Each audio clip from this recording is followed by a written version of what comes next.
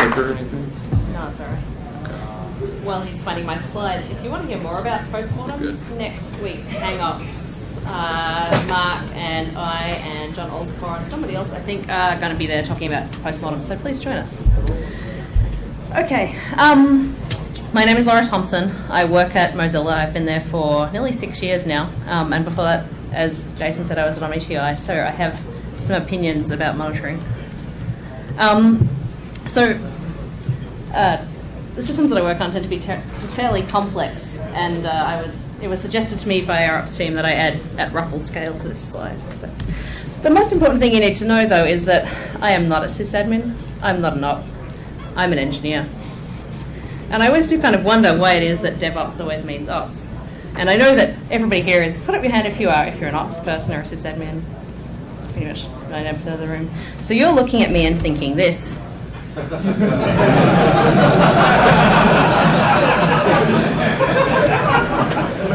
That's actually me at the age of 4. So what I want to talk about is I work on some really complicated systems at Mozilla. Particularly the area that I work in is web tools, and that includes a lot of our tools that are aimed at engineers, and that includes a bunch of telemetry systems. These are not simple systems. You know, I think many years ago, and I've been working in this industry for a really long time, when we first started, it kind of looked something like this. You had, this nice little, probably like a PHP web app, or maybe it was like Perl CGI, and some kind of like MySQL database if you were lucky. And it was pretty simple to monitor, like there just weren't that many moving parts.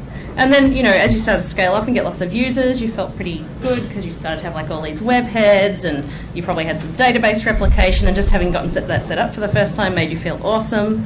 And then you started using, Memcache or something. It's like, wow, look at my complicated architecture.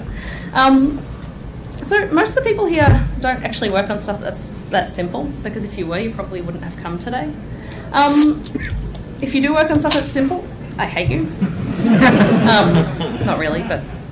So some of the stuff that we work on actually looks like this, and I just want to kind of warn you that if you're easily scared or intimidated, you should just like close your eyes now and I'll tell you when you can open them again. So here's an architecture diagram. This is actually a system that I work on all the time. I'm going to talk about it a little bit more. And the bad news is actually more complicated than that. This diagram was drawn by one of our contributors because we sort of said, well, we really don't have a diagram that shows how all of these pieces hang together. Can you draw a diagram? So I sat down with him and explained it to him, and this is what he drew. A professional illustrator drew this. So I think it's complicated. So what is this system?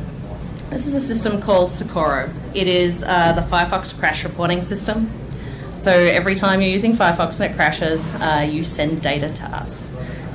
So effectively, it is a monitoring system. Okay. A lot of the sort of memes about this talk were sort of making jokes about who watches the watches, because we have a monitoring system to monitor a client piece of software. It's very complicated, and therefore we have a lot of complicated ops monitors as a result of that. Sort of like a who watches the watches type of thing. So if you're wondering what Socorro actually is, it's named after the very large array in New Mexico. You've probably all seen this. Please send your crash report to Mozilla. And if you've seen this and kind of clicked cancel, please don't. Please send us your data, because we love it, we look at it, we analyze it, we draw graphs with it. Everybody here likes graphs, right? This is what it looks like. You can have a look in your browser if you want to. It's all public, crash-stats.mozilla.com. Which makes it a little bit different from a lot of other dashboards. I think, we don't hide our failures from people. You too can see exactly how crashy we are. I think it's kind of interesting because we do have to hide a few little pieces of data, like any personally identifiable information and some of the raw data that we have, because we obviously don't want to sort of leak people's data. But everything about the performance of the browser is public. So that's sort of the front page. We tend to track the number of crashes per average daily installation, and we aim to have that. Right now, it's somewhere around 2 crashes per 100 active daily users for the release channel, so it's pretty low. We collect all those crashes and we bucket them together based on basically where in the stack you were when you crashed, and that's really used to prioritize work for Firefox engineers. It also tells us things like when we have emergent issues and so on. So there's nothing new here. This is sort of very familiar, the same sort of stuff we've been talking about all day. I will talk a little bit about how it works, because I want to illustrate to you sort of the complexity of the system and how the different pieces of it tie together. So I'm not going to go back to that horribly complicated architecture diagram. I am instead going to talk about sort of the three phases, right? There's basically three pieces of any monitoring and collection platform. You have collection, you have processing, and you have reporting, right? That's it. It's as simple as that. So collection-wise, we have a bunch of collector boxes, which are really just Apache with a ModWizKey app that grabs stuff from post and writes it to disk. The thing that's a little bit different about our error reports is that it's not like a little bit of JSON or, you know, an alert. It's a blob. Because when you have a piece of client software crash, you have effectively what's called a mini dump. It's like a very small core dump, between 150 and 200K on average. So we get that and we get some JSON metadata. If you're looking at that diagram, the file system in the middle is the most ghetto queue in the world. You may be wondering. It's kind of funny actually because, and we then have we write stuff to disk, we have another process that picks it up off disk and writes it into HBase. So this is where we learned something kind of interesting here, which was that writing stuff directly into HBase is a really bad idea. If you're not familiar with HBase, it's the Hadoop database. It's a NoSQL database. If you know anything about CAP theorem, you will know that HBase does not support A, which is availability for writes. So you have to put buffering in front of it if you're going to write to it. So when we discovered this, shortly after we deployed it, I said, let's just write them to the file system until we can think of something better to store them in as a queue. And that was 2 years ago. So it actually works remarkably well. Okay, so that's the collection piece. Processing-wise, I'm also going to point out to you all the horrible flaws in this architecture, so it'll be interesting. We have a monitoring process that notices when crashes appear in HBase. That's a single point of failure. Pretty easy to spin up another one though. That's what Puppet is for. If the box sort of caught on fire, we could make another one very quickly. It picks them up. It puts something in Postgres for us. There's a whole bunch of processor boxes that pick crashes up out of Postgres and take those crashes and spawn off a C++ program called mini dump stackwalk, which actually comes from Google, and take that dump file and reunite it with symbols from a symbol store and turn it back into a stack trace, something useful that we can do something with. Put them into buckets and put a bunch of indexing information to Elasticsearch. So one thing that I sort of want to point out about this architecture is, so far you can see there are at least four actually if you count disk data stores. Right, we're storing stuff on disk, we're storing stuff in HBase, we're storing stuff in Postgres, we're storing stuff in Elasticsearch, and I will tell you on the next screen we're storing stuff in Memcache. At some point soon we'll also be storing stuff in Rabbit. So I think the thing I'm trying to make, the point I'm trying to make here is that this is more typical of what architectures look like now. You know, gone are the days when you had like one data store. You have a whole bunch of data stores.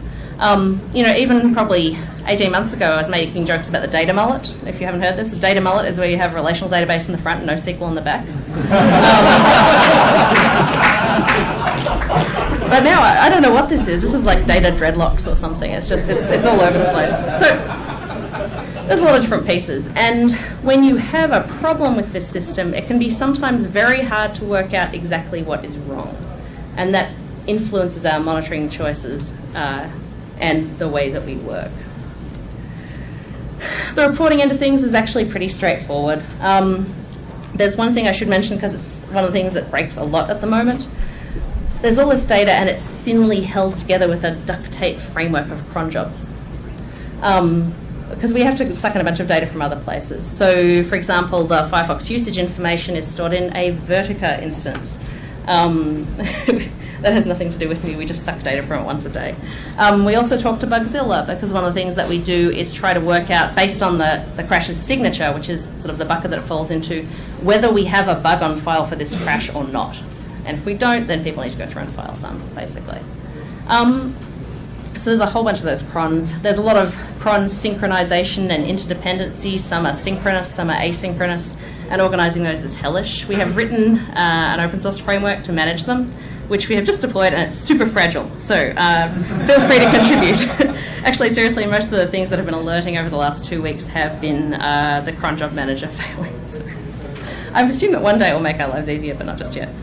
Okay, so from there, we have Postgres, we have HBase, we have Elasticsearch. In front of all that, we have a unified RESTian API.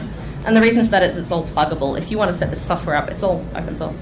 If you want to set this up and use it, you can, and if you decide that you want to use Cassandra instead of HBase, you just need to write your own storage solution. Like, there's a little pluggable library you can write there. If you decide you don't want to use HBase because you don't have the volume, you could use NFS. For example, it's all pluggable. And so the API hides the implementation detail of how your data is stored. And then in front of that, we have a little web app that draws the graphs that I was just showing you. Okay. So, just to give you an idea of the scale, so some of you this is big, some of you this is small, but I just want to kind of give you an idea where on the spectrum it is. It's about 120 physical boxes. The reason it's boxes in a data center is partly because that's mostly how we've done things in the past at Mozilla. It's changing a little bit, but also because HBase doesn't do really well in the cloud. It's very talky between nodes, so you want to have low latency. We have about 10 people that work on it, a combination of, 10 developers, several DBAs, ops people, just about all of whom are in the room at the moment, so there's a few people who are like nodding and crying quietly into their beers, and QA and Hadoop ops. So the thing that's really interesting to note about it is there's no one person that understands all of this. And the reason that I care so much about monitoring, even though that I'm an engineer and theoretically shouldn't have to get up in the middle of the night to care about stuff, is that because it's so complicated and because our ops staff work on hundreds of different systems, there is no way that they can understand all of this and what might be wrong on any given day. Like, you have to have an engineer involved too. And you probably have to have somebody who deeply knows Hadoop involved as well. So any kind of troubleshooting often involves, if it's at all complicated, often involves more than one person. And you need to have monitoring that supports that. More numbers. We process around 3,000 crashes per minute. Again, remember they're a big blob. It's about 3 million a day. I think I worked out we processed more than 1 billion last year. Crashes, the median size from desktop Firefox is about 150K. That we top off at 20 meg. We actually reject anything over 20 meg because those are all out of memory crashes. They're all sort of corrupted garbage anyway. We have about 800 gig in Postgres and about 110 terabytes in Hadoop. Okay, so like a lot of complicated systems, it's a data pipeline, right? And most of these kinds of systems are some kind of fire hose of data coming in, and then you do a whole bunch of stuff to it and transform it. A friend of mine, Josh Burkus, calls this fire hose engineering, which, funnily enough, if you go back to this picture,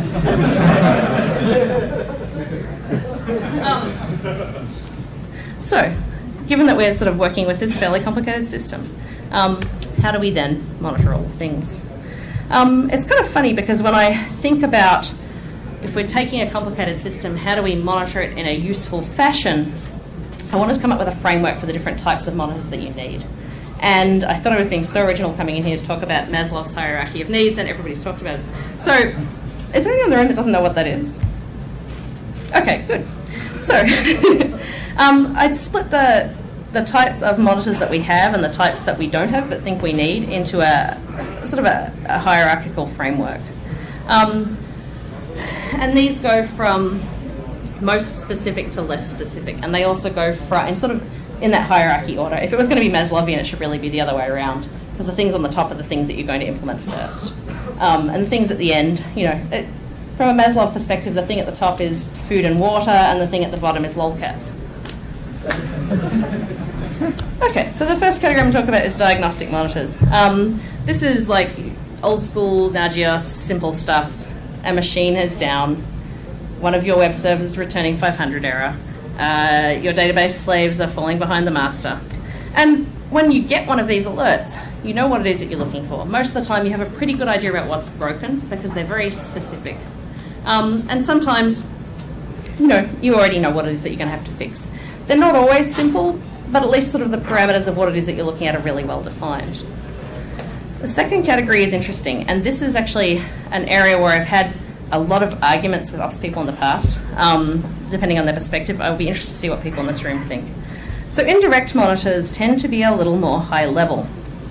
They are things like saying, your log file is not showing any activity for the last few seconds. Or the last time we wrote to the database was 30 seconds ago. Something is probably wrong. Now, some people hate these kinds of monitors because they say, well, it doesn't tell me what's broken. Right? If I know that data's not getting processed, that's not really that useful. I'm like, well, we still need to know that data is not getting processed. So what it tells you is that something in your system is wrong. When you have a really complicated data pipeline like this, it's really easy to let stuff fall through the cracks. It's easy to miss a monitor that you should have had. And if you have some of these kind of high-level monitors, then they let you catch stuff that might have fallen through the cracks. So some examples of things like that would be things that you don't know to monitor yet, like things that you didn't know that you needed to be monitoring. And the more complicated the system, the more of those there are. And things that you haven't yet figured out how to monitor well. Okay. So often we'll see this page on last time you wrote the database was more than 30 seconds ago. It means something is, there's a clog in the system somewhere and the toilet is backing up and we need to fix it. But we have to go looking to find out what it is. Okay. Next category is thresholding. And we talked a lot about this, I think, in various talks today with sort of like the idea of adaptive thresholding. I want to talk about like a slight variation of that. So basic thresholding is obvious. Things like 85% of your disk space is now being used. I mentioned the second one because this is actually something we just added. So we are storing crashes on disk, right? And we have those disk monitors that tell us when the disk is 85% full. They're really big disks. When the disk is 85% full, by the time the disk is 85% full, it means something has been wrong for a really long time. So now, as of last week, we have a monitor on crash counts, like how many files are actually building up on disk. That is actually useful information. Because if it's more than about, say, 100, then something is horribly wrong. Or we're in a maintenance window, but we know about that. So some of those things are simple, some of them are complicated. And some of them are really hard to measure. Let me give you an example. So the mechanism that we use to communicate with HBase, because most of our software is written in Python and not in Java, that limits the communication options that we have with HBase. If you are in a JVM language, you have lots and lots of choices about how to talk to Hadoop, because Hadoop thinks in Java, or in JVM anyway. So we use thrift. Okay. Partly because of the way that we have been talking to thrift, we've been fairly abusive of it. Not reusing connections where we should be, but also because it's Java and garbage collection happens. Every time that garbage collection happens on a node, we see thrift connection errors. Now, everything that's making a thrift connection does retries an exponential backoff, but it's not always enough. We expect to see thrift connections fail 1% of the time. Right? It's normal and it's acceptable to us. Or at least we haven't figured out how to fix it, and the system is resilient enough to work around that. So we had originally started off with monitors on the thrift connection. So every time the thrift connection errored, you would get paged. It's not actually very useful when it happens 1% of the time, because then it becomes that it'll clear thing. What I want to know is if that threshold goes up to 5%, right? And these kinds of things are actually relatively hard to monitor. We are just getting into this now. And the solution that we're going with is that we are counting errors per window in StatsD, and then we're monitoring other counts. That's the plan. But some of those things are kind of not obvious. You kind of have to get your head around, like, how am I actually going to count this in a way that I can measure it?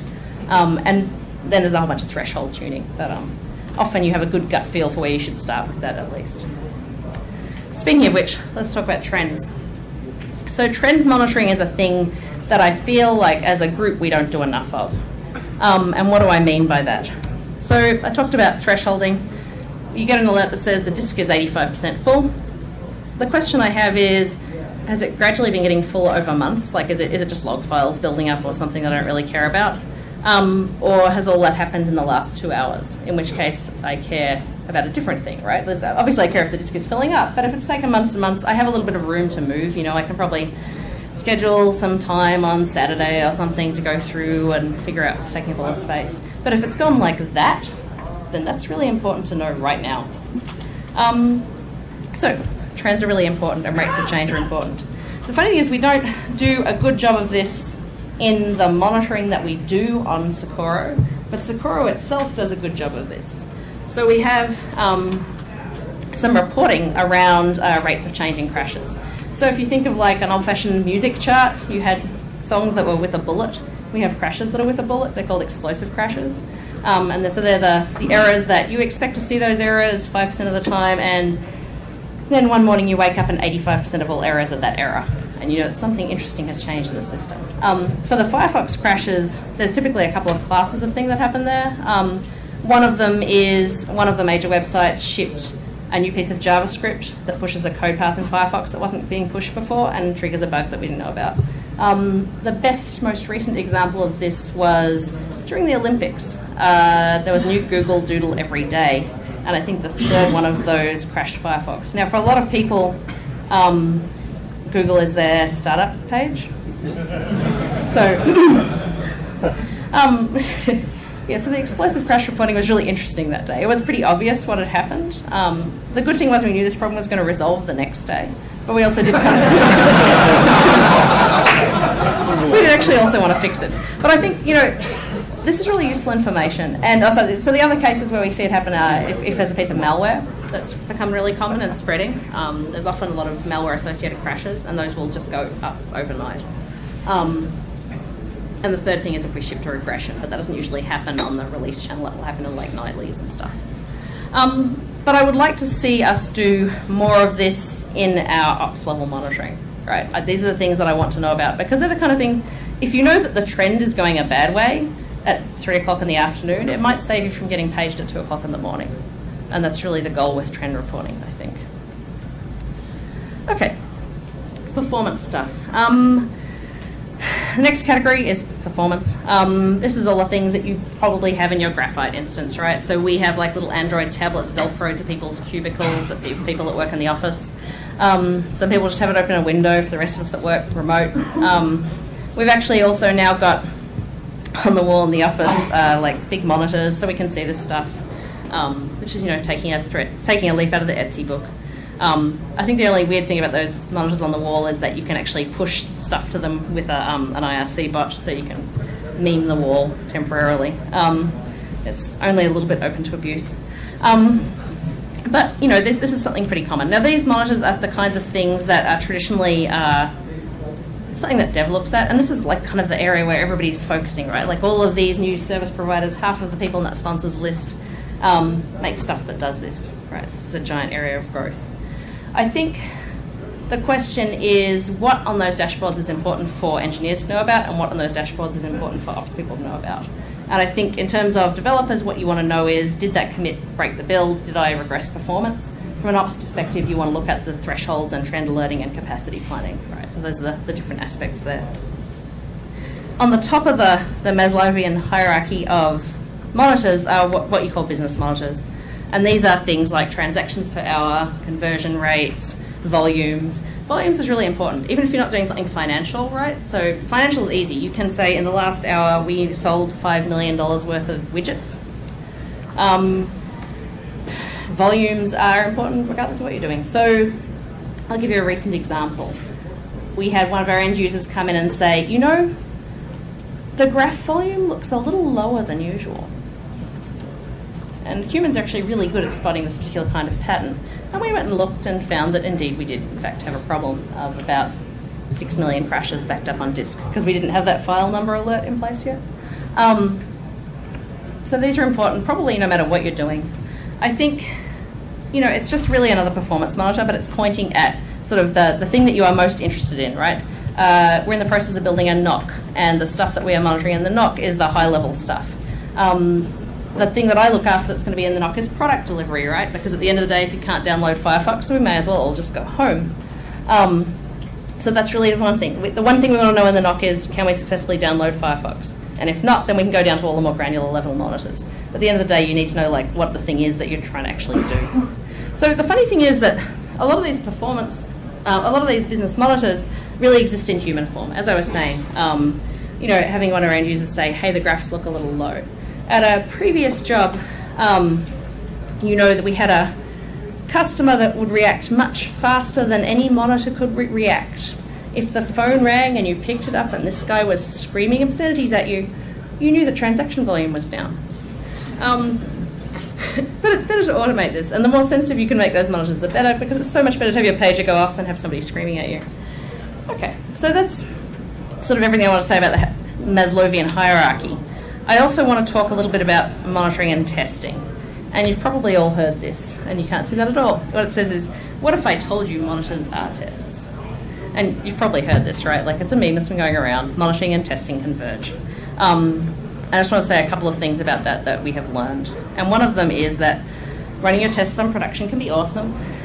We run our tests on production after we do a build. They're probably running them now. Hopefully they're finished running, because we pushed just before I stood up. They're finished. Oh, good.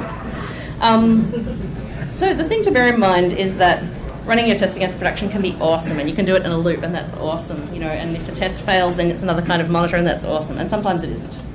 I think everybody probably saw the night disaster, like let's run our load tests on production and make millions of trades and lose millions of dollars. So I think this is sort of an area we have to be super careful. Make sure that you split your tests into two categories, things that are safe for prod and things that are not safe for prod. Anything that writes a lot of data, any kind of load testing. You may choose load testing on prod, but you need to be a little bit careful about how you do it. So just be aware. And the other thing that is sort of, I haven't heard before, but something I feel really strongly about, is that monitors can also be unit tests effectively. So the idea in software development is something fails, I fix a bug, and when I fix that bug, I also add a unit test so I don't have this bug again, so I never regress.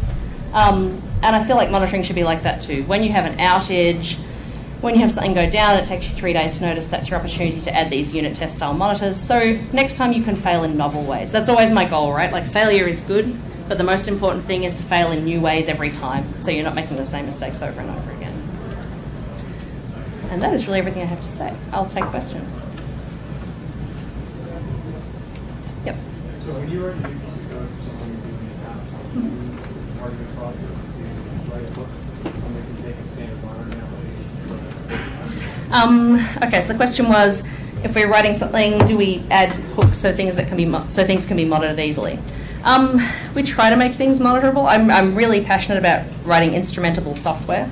I don't think we have been awesome at it in the past. One thing we have experimented with is a lot of the things in this pipeline are long-running daemons, right? So there's stuff that like processes data and lives forever. And one thing that we actually have had in production on and off at different times is giving each one of those daemons an API, a RESTian API, so that from the web you can say, hey, how are you doing? What was the last job you processed? How many jobs did you process this hour? Are you healthy? And that's something I think we should do more of. Like, really ideally, you should be able to ask any piece of your production infrastructure, how are you doing, without having to have the intelligence really on the outside, but sort of to get some information without having to go digging for it. Yeah. Next question. In the back. Yeah, so we were just whispering about how there seems to be an expectation when you talk about DevOps, or at least in my experience, I see a lot of developers sort of expecting ops to act differently, but not necessarily changing their behaviors in a tremendous way. Like, see a lot of people kind of not want to learn of it, and not really. So the previous question touched a little bit on that, but aside from just making things instrumental, what do you do differently as a sort of ops-aware developer when you sort of ship software? Do you as far as documentation, as far as do you participate in creating the alerts? How much thinking do you do before you ship something in terms of how will this look in production? What will it look like when it will fail? What will it look like to the ops person when we deal with it at night? Cool. That is a great question. So the question was, what are the practices of an ops-aware developer? Like, how do you develop software so that people don't think of you as that kid that burned down the house? So I think there are a couple of things. The first one is actually something that brings me into conflict with other developers all the time. I'm an engineering manager now, which means I get to say no to things. So when people come and say, I built this new system that I want to deploy it, and it's really awesome, and it is built on Ruby and Mongo and a bit of Scala. None of those things we have in our stack. And I am constantly aware, I feel really bad doing this, you sort of have to strike a balance between like enabling innovation and handing ops yet another combinatorial set of complexity. So we already have how many web apps do you guys support? Like 200, more than? And they all have a different stack and they all have different documentation. But they tend to have a pretty standard stack. It's Red Hat and it's MySQL and a little bit of Postgres, and it's all Python now except for the bits that are Perl, and we got rid of most of the PHP, and I think we got rid of all of Ruby. We're trying to standardize a bit to make that easier. So that's probably the main thing. The second thing is making sure that you communicate what the points of instrumentation are, right? And I think the third thing is, if you haven't done a good job of explaining that to ops and documenting it, then really you are going to be the one that gets called at 3 o'clock in the morning. So that's the biggest motivation. I think the thing that's actually funny is I've sometimes had to really struggle to say it's okay to call me. You can call me, because I would rather know it was broken at 3 o'clock in the morning and help fix it then come into work at 9 o'clock in the morning, all happy with my cup of coffee, and everything's like on fire and smoking ruins, you know. So it's. Have you done anything now that you are in a managerial role? Have you Yeah. done anything specific to encourage that? Because I've run into that too, the reluctance to call it devs. And on the Yeah. other side of things, do any of your devs carry pagers? Is there a secondary rotation? No, we all carry cell phones, and they work pretty well, especially for the 3 a.m. wake up. But yeah, it's just like pushing back on people. And when people come, I mean, I know that we had, one of the things with my team is people tend to build stuff and then give it to us and say, can you make this deployable? That happens a lot. Because everybody at Mozilla is an engineer, right? They all build stuff and like, hey, here's this tool, and I think the whole company should use it, can you deploy it? A really good example of that was the push log for the Firefox stuff. There's like a really complicated visualization. They had built it, and it was built on Mongo, which we don't have in our stack. And I had said to them, you know, was there a reason that you use Mongo? And they said, no, it was because we thought it would be cool.